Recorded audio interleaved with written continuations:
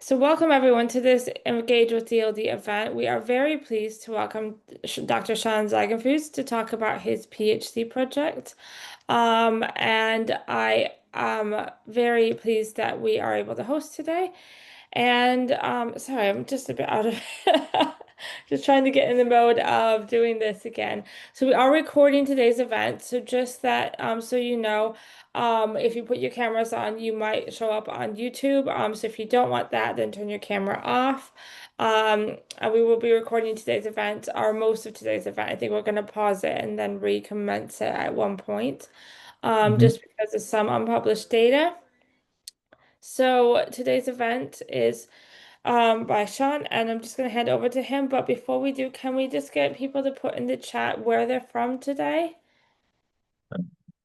I will launch a poll to sort of more formally get that data down to see who people are who are joining today's event. Are you a parent of a child with DLD? Are you a academic and so forth? But if we could just get some idea of where in the world people are coming from, that would be great. So there's somebody from Brighton.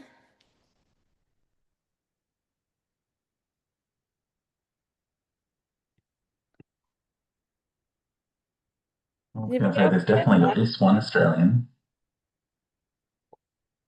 There we London, go. Paris, Yeah. Perth. Yeah. Yeah.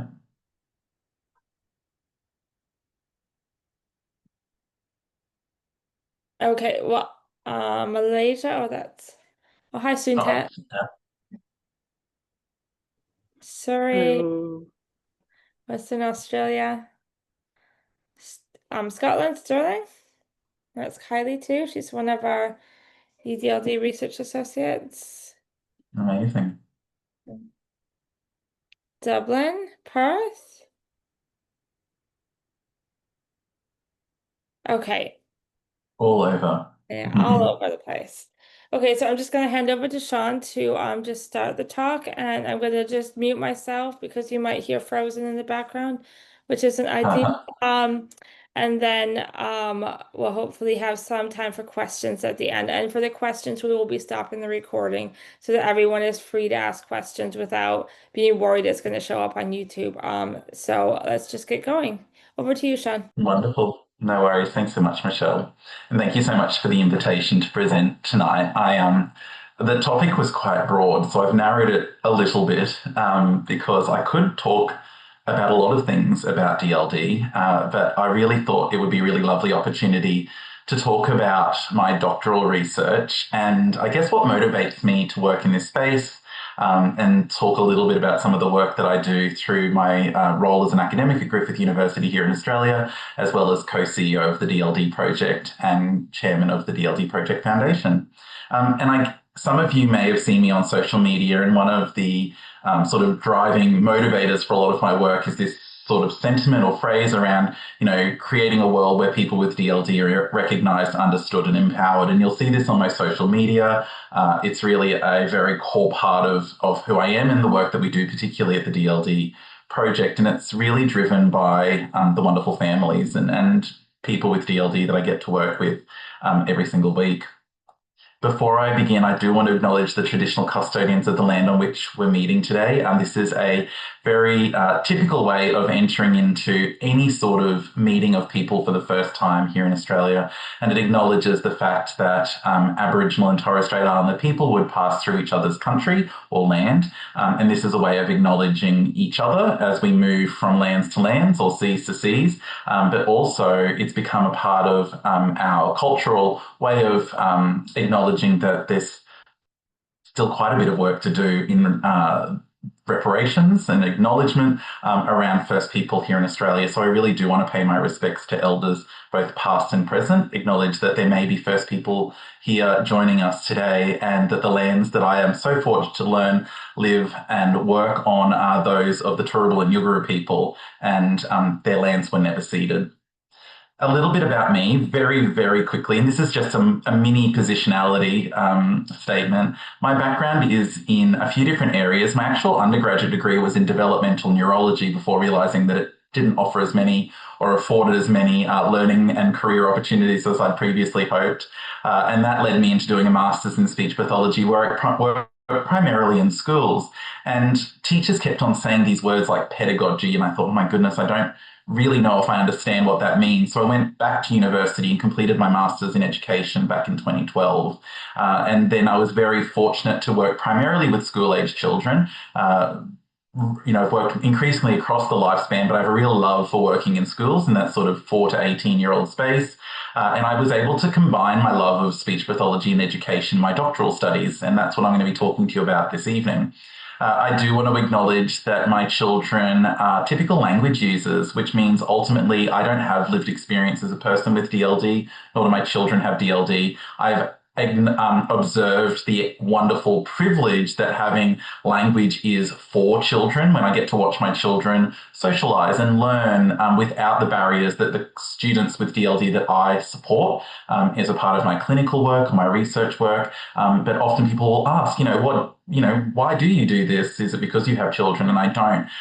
But like I said, I'm very fortunate to have colleagues now with DLD, and I have, collaborators with DLD, and I've worked with so many children now. I'm very, very, very fortunate to be a part of this DLD community. And that's all culminated in the work that I do both as a university lecturer at Griffith University on the Gold Coast, as well as more recently founding the DLD project. Well, not so recently, it's been 5 years now, and the DLD Project Foundation. For those of you who aren't familiar with the DLD project, we're a social enterprise based in Australia where we really believe in breaking down roadblocks around information, resources, and training, and ensuring that it's got a strong evidence base.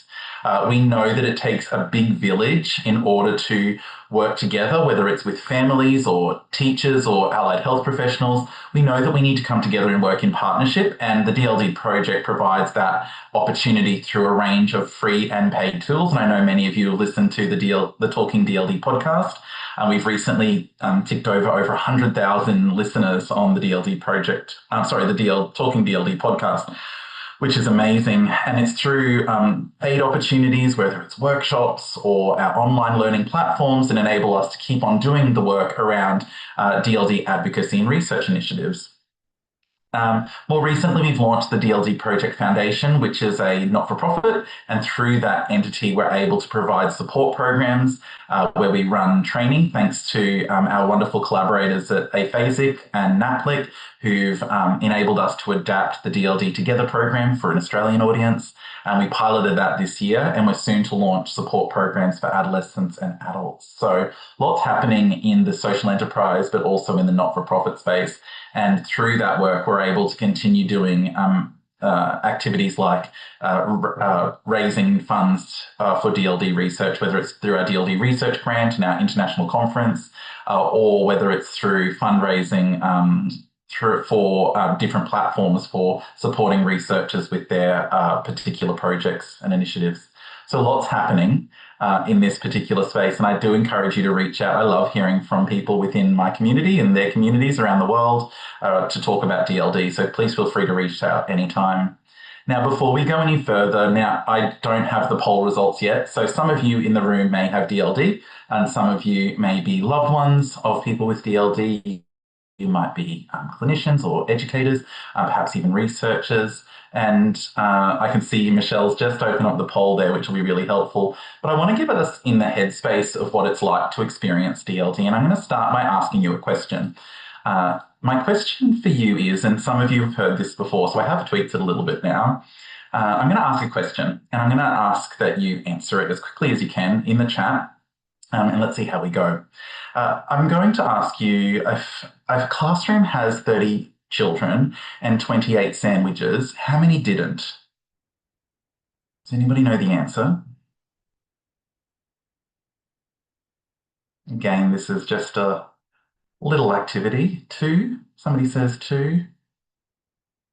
Now, good pedagogical practice would indicate that giving a repetition would usually be a good starting point. And it's often the starting point that teachers will use. So they'll say it again exactly the same way.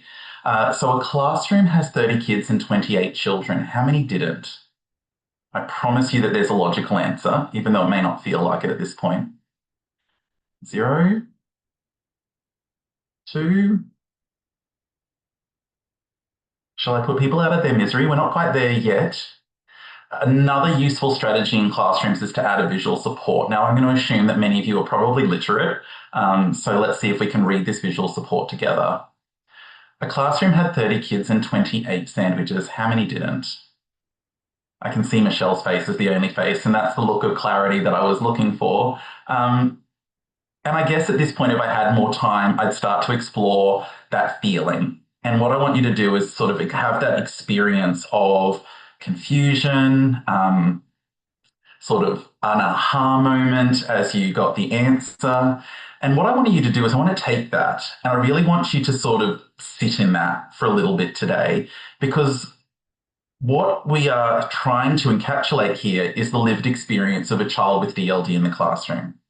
Because many children with DLD will sit in classrooms and hear instructions or hear questions that they simply don't know the answer to. They may understand the words, they may understand that the words are going together in a logical way, but they don't necessarily understand what the question is asking of them. And so it's really important that we as loved ones, as professionals, as researchers, really take that experience and hold on to it in everything that we do. And now I did give you 3 opportunities to answer and nobody in the room got the correct answer, at least that they were happy to share. So I'm hopeful that as we go today, we can kind of come back to this feeling. And I want you to hold on to that, because these are the children, the 1 in 14 children in classrooms who are experiencing it with every instruction or many instructions that their teachers give them.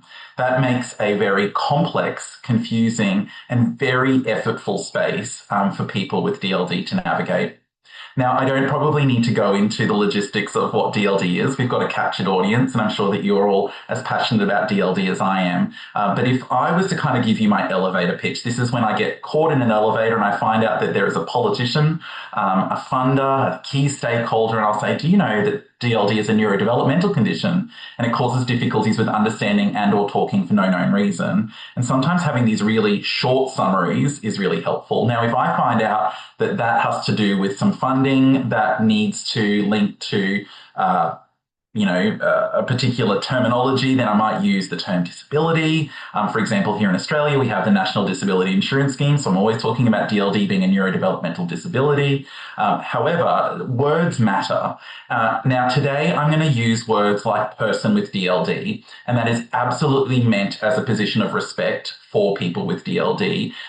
In a sort of wider movement, we're seeing change in terminology around the world, where we're seeing that sort of identity first terminology rather than person first, such as autistic being used in lots of conversations, whether it's in social media or in policy. However, we're not quite at that point in the DLD space. We've been experimenting with terms like DLDer.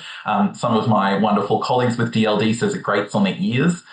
So today I'm going to use DLD, person with DLD, and it's absolutely meant to encapsulate the conversations that I've been having. But I would also anticipate that these conversations are going to start shifting. And some of the terms that I'll be using now will be different in 5, 10, or 15 years' time. One of the, I guess, most confronting aspects of DLD, and in some of the work that I do with politicians here in Australia, or I'm meeting with departments of education, departments of health to talk about developmental language disorder, is that when we sit down and talk numbers, we talk about the fact that there are 1 in 14 people with developmental language disorder. Now, Australia is a very large continent, but it's also very sparsely populated. So we only have about 26 million people in a very large country, but that still equates to about 1.8, 1.9 million people with developmental language disorder.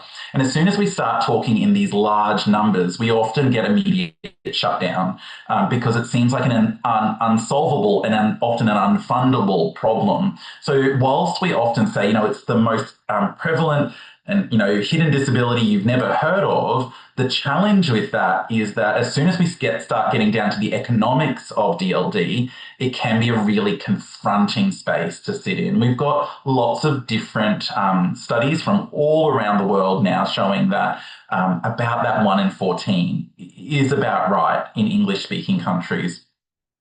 The challenge, of course, is that DLD is a hidden disability. These people don't look any different to anybody else. And often one of the biggest challenges I face in advocating at a school level, even at an individual level with family, or even at a system level, is that we're saying, hey, there's these 1 in 14 children or people out there. They've got difficulties communicating, but they can communicate. They're as intelligent as their peers.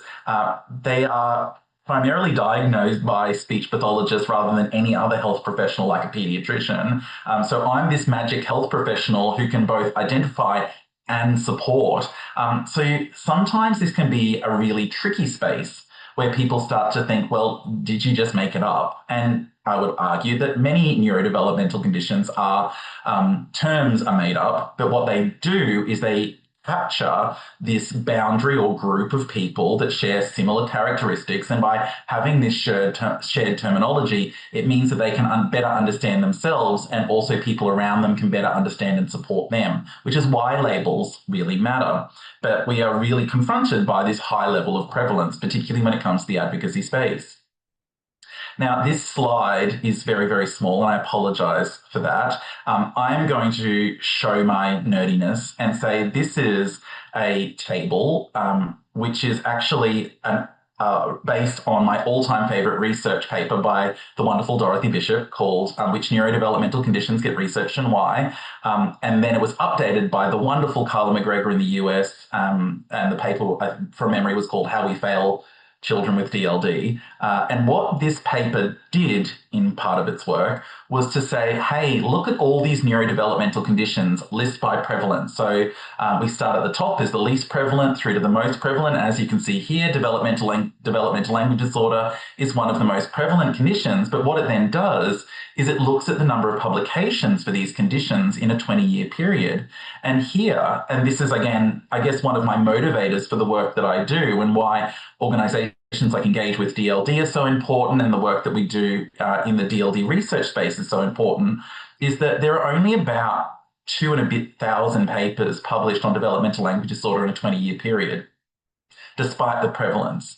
Now, if we look at another condition, such as ADHD, which often can go hand in hand with DLD, there are about 30,000 research papers, so about 15 times the papers. And then if you look at autism, affecting 0.65% of the population, we look at about 50,000 research papers in the same period. So what it's really important to acknowledge here is that prevalence doesn't necessarily equate to the volume of research, which means we're working with a much smaller volume of research in the DLD space, which again, just to reiterate why events like this are so important, and why, you know, the International DLD Research Conference is so important, is we're really trying to support this sort of underdog of DLD research. But there's a lot more that we need to do in this particular space. And again, just to share my motivators, these are some of my motivators as to why I like doing what I do. Now, I need to, of course, acknowledge that I'm working within an Australian context, and some of this will be transferable, but there are some important points to acknowledge. For example, we work in a three-system model here in Australia, where we have disability, health, and education. This is not dissimilar to many countries around the world, but it's worth acknowledging that two of our systems sit at a national level. So our disability funding and our health funding sit at a national level. At this point within our disability funding, there's only about 150, so 150 of the 1.8 to 1.9 million Australians with DLD currently funded under our disability insurance scheme here in Australia. So very disparate, you know, big problems around people with DLD accessing disability funding here in Australia. You compare that to about 200,000 autistic individuals. So remember that prevalence was about 0.65% of the population. There's about 200,000 autistic individuals that access disability funding in Australia. So 150 is not enough. When you look at our health national funding, currently children with DLD up to the age of 18 can access 5 partially subsidised therapy sessions with a speech pathologist per year. So that's $65 out of, say, $193, where a family might get a partial payment from the government to support 5 therapy sessions. If you then look at education, we actually have education runs completely separately in each of these states and territories. So we're very fortunately joined tonight by one of my colleagues in New South Wales, who's one of the few speech pathologists employed within education in one state. In Queensland, we actually have speech pathologists employed in most schools across that particular state. If you then go to Victoria and South Australia, we've got very similar models, whereas the Australia Capital Territory or the ACT and Northern Territory, they only have one speech pathologist employed for their entire education system. Now, whilst the ACT looks very small, you can clearly see the Northern Territory is very big. So when you only have one speech pathologist employed for that entire geographical region, of course, there's going to be service delivery limitations. I don't know how many times the UK would fit into Australia, but I would say it would be many, many, many, many. So we've got our own contextual issues that we work within, and we have to view the work that we do in our research through these particular contexts. So to move on, and I'm conscious of time, Michelle, I'm so sorry because I'm getting very animated and passionate about talking about advocacy. What I want to highlight, if you were to take anything away from my presentation this evening, is this concept that language is the default modality for learning. I wrote this sentence so many times in my thesis that I ended up writing a whole section in my discussion of my thesis titled Language is the Default Modality for Learning. And what I meant by that is, if you look at the learning experience, you have information that goes in, which is listening and reading, and that has to go through that beautiful language cortex in the brain. And then we are often assessed using our verbal, so our speaking, and our written skills. So there is no way of escaping oral language. I worked with a beautiful young man several years ago who said to me, why do I need the DLD? Why do I need this label? And I said to him, and I apologize for those of you who've heard this story many times before, this is not a runner's build for those of you who can't see me. This doesn't run very well or efficiently. And you could say that if I did a standardized running assessment, I would probably come in the first percentile. Not a good runner. But running doesn't functionally impact me every day. So it's not the fact that I'm terrible at running. It's the fact that running can be circumnavigated by walking and riding a bike and driving a car. So I can mitigate the functional impact. Whereas we live in a world where language is so embedded in everything that we do, we can't escape it. And no more so than in schooling. So language is this default modality that we just assume people have this skill. But in fact, we know that about 7% of the population don't have this skill fully developed, and the cause for that is unknown. That's why having a label can be so powerful, or DLD, can be a really powerful concept. We know that it impacts people right across the lifetime, and we know that people with DLD can be vulnerable to mental health conditions, though I do need to take my hat off to some wonderful colleagues, both in the UK and in Western Australia, doing some fantastic work in this mental health space, because we know that people with DLD are vulnerable. However, most of our support mechanisms for these people rely on verbal communication, which is kind of tricky, complicated, slightly frustrating space to be sitting in. We also know that students with DLD struggle at school. It's not uncommon for me to walk in as a speech pathologist and say to families, what are your greatest concerns? And they're like, we're just struggling at school. We need some help. So that really wasn't a new concept, but my thesis really tried to explore and extend that concept. The other challenge we face is that DLD awareness is really low. If you haven't seen Jae-hyun Kim's paper in 2022, it's such a beautiful piece of research where Jae-hyun and his team looked at awareness of DLD compared to autism, ADHD, dyslexia, which all had more than 90% public awareness. Maybe not able to easily define it, but really high levels of public awareness, and about 19.5% of the population had heard of DLD. Probably couldn't define it, but had heard of it, which was way higher than I would have hypothesized. We also know from J.D. Glasby's work that teachers might know about it, but in fact, they may actually know what to do with it. And in fact, many teachers don't know the difference between a speech disorder and a language disorder, and that fundamental difference in how they might support them. So this creates this hot pot that puts students with DLD at the absolute nexus of vulnerability. We're in this high language, highly complex context with teachers who will say quite openly, I feel like I want to support them and I need more confidence and knowledge in order to do that. And there's not a lot out there, or there wasn't a lot out there, in order to support them with those inclusive educational practices. So this is where I came in with my doctoral research, and I'm going to indulge myself as we go tonight. I'm actually not going to speak to every slide. I've kind of kept it in for those of you who are the researchers in the group, but I'm going to kind of skip through and tell a story. And as you can probably tell, I love telling stories. My doctoral research really aimed to understand what were the educational needs of students and how can we use that to inform our practices within schools. This was kind of my big thought. And the way I did that was I went through a system of knowledge translation. I'm not going to read this guff, but what I will talk through is we did a systematic review where we drilled down to what do we know in the research at the time about supporting kids, the challenges of kids with DLD. We then exchanged information with key stakeholders, teachers, allied health professionals, parents and caregivers, and ultimately the students to say, well, what are the challenges and how can we best support you in school? We then developed an online professional learning platform tool to use to train teachers and evaluated that. And at the moment, we're in this ongoing dissemination cycle where we're trying to make sure that we don't wait 17 years for research to get into the hands of policymakers, that we're using as many tools at our fingertips like PR consultants and attending events and podcasts to try and get this information out there to really start to impact practice, particularly here in Australia. Not going to go into the guff, but this slide basically says we started with about 5 and a bit thousand papers and we whittled it down to 44, and that's where my receding hairline started.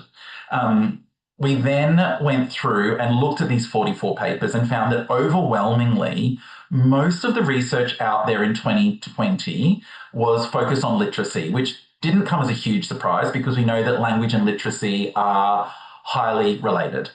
So 37 studies out of the 44 focused on literacy, and it wasn't kind of enough for me to kind of say, well, that's enough. We drilled down even further and found that they looked at reading, spelling, writing, and then narrative skills or storytelling skills.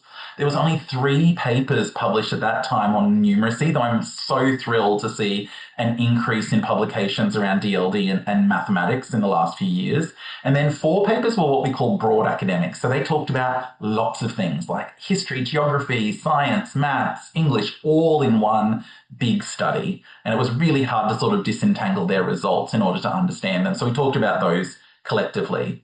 And really what we found was fascinating for me. When we looked at the areas of reading, spelling, and writing, we were hypothesizing that students with DLD would present with these disordered profiles, which meant there were big gaps, holes in knowledge, and they had some skills and other skills they just hadn't developed, because that's what people had said to me for years and years and years. But when we actually looked at peer match studies where you took students with DLD and matched them to kids the same age as them and younger peers, what we found in these 3 areas of reading, spelling, and writing was that students with DLD actually followed a typical trajectory, but it was younger than their peers. So anywhere between sort of 1 to 3, 1 to 4 years below where their peer was, but they then were following that sort of same, I would call, delayed learning trajectory in this space. I jokingly said to one of my teenagers just recently that I was working with, it's kind of like we need, in Australia, we finish school at grade 12. It's like we need grade 13, 14, and 15 to kind of just like round things out. And he just looked horrified because, they follow these similar trajectories. They just take longer in order to consolidate these skills. Fascinating finding in terms of looking at some of these age-matched skills. What wasn't surprising, though, was storytelling skills were really an area of support. And if you can't verbally tell a story, then it's going to be really hard to write a story. So this is going to have some natural implications for the way in which we assess children in English when they have to write a beautiful story around something that's happened. So we know that narratives were an area of difficulty, but what we then drilled into was numeracy and found that children with DLD tended to fit into sort of 2 sort of groups. This is when they had difficulties with numeracy, because again, not everybody with DLD does struggle with maths, which is why I've met some amazing, accountants and people like that who've got DLD, and they actually, would say that mathematics are their strengths. But what we see is these people who do struggle tend to fall into 2 areas. People with DLD can struggle with both the numerical mathematics, like the 2 plus 2 type maths, and then the language-based maths. And this is when 2 trains leave a station at 10 a.m., one going at 10 kilometers, 100 kilometers an hour, one going at 80 kilometers an hour, which will reach the next station at what time, then there are children with DLD who find the number stuff fine. They're actually okay with that, but they still struggle with the language-based mathematics. So we found that when the language load was reduced, there was greater success. So more children seemed to do better with the number side of maths, but a lot struggled with the language-based maths. And we often see this in mathematics exams, where those sort of final questions are those very language-based ones. So kids do really well in the basics of mathematics, but then really struggle with advancing that and applying that. So it's a really fascinating point of consideration that actually we can't escape language even in mathematics. If you're interested in this, please use this QR code. My paper is open access, and it's really, really taken off in terms of interest and citation over the last few years. So I'm very thankful for my colleagues in the research community for supporting this piece of work. But ultimately, some of the findings we had were that students with DLD are at risk of struggling at school. They can have difficulties across all areas. However, we can't just assume that they're struggling in all areas. So we do need to identify and support individually, because they had a very varied profile. Some kids would be great at science and struggle at English. Some were going okay at maths and found, science hard. So it depended on a number of factors around their cognitive skills, their literacy skills, and their language skills. So don't assume there's no sort of one size fits all when it comes to DLD, but we do know that they're likely to be experiencing some challenges in this space. So it's be alert, but please don't be alarmed, because there's a lot we can do to support young people with DLD. So again, not going to read the guff. What I'm just going to say is we then followed up and did a national study.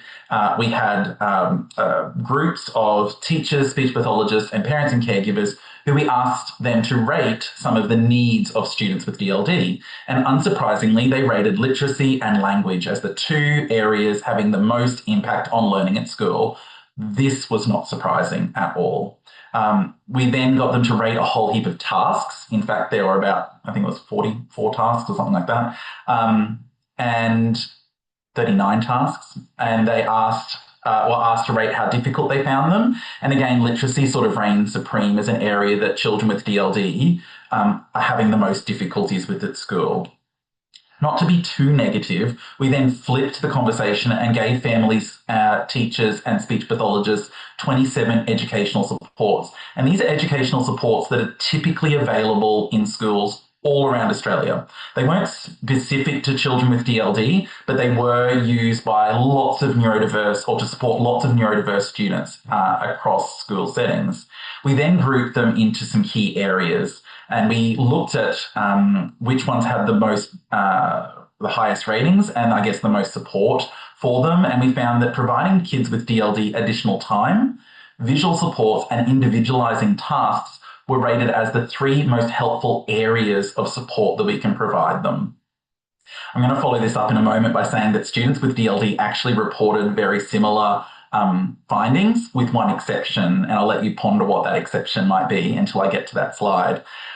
So we know that providing support can look very different, but there are three areas that we might get the most bang for buck, and that's around providing them with additional time. Now, additional time is highly variable in terms of what people thought of as additional time. Is it missing a class?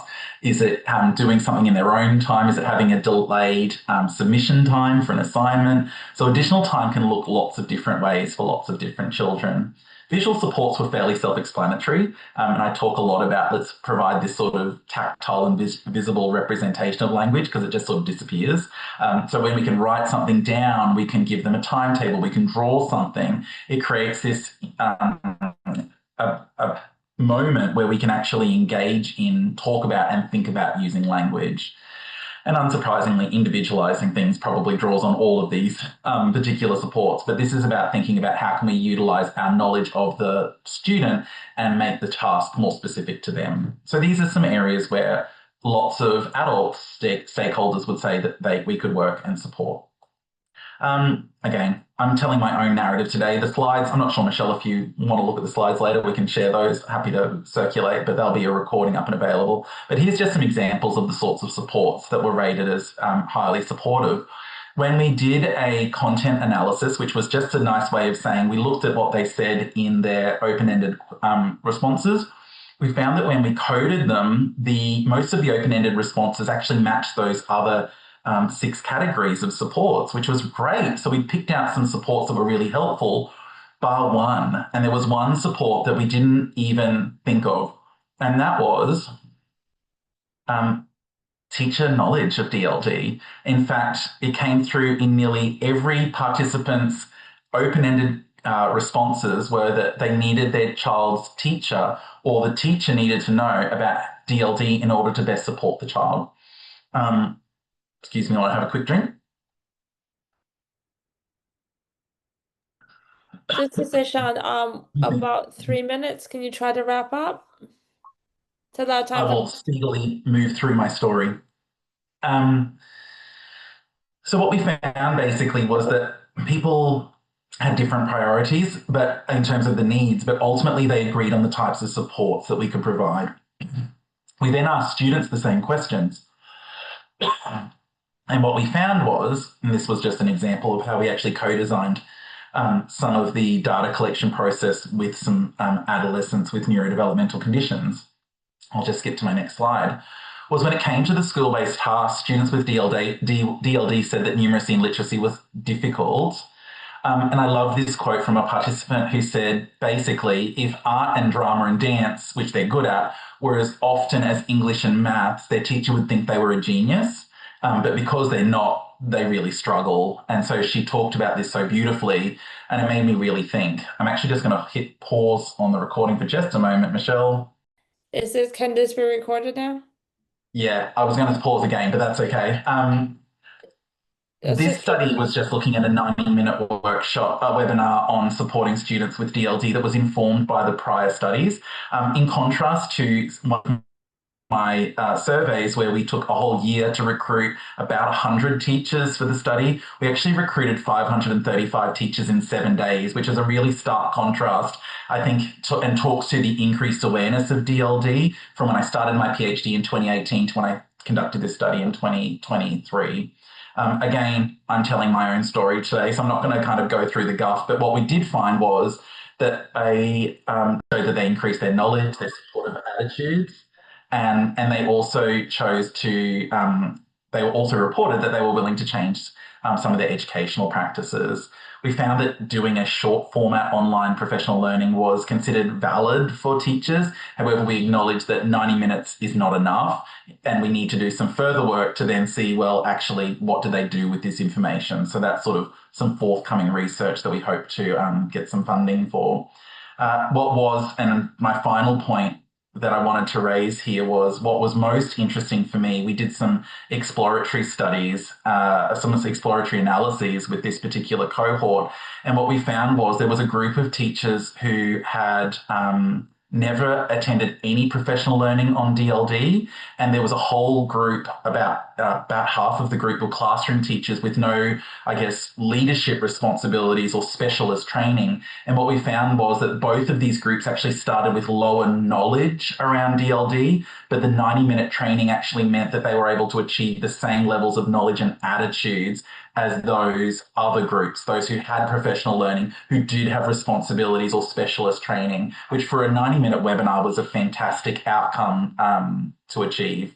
So this is kind of my very, very, very whirlwind 35, 40 minutes, sorry, Michelle, on my doctoral studies.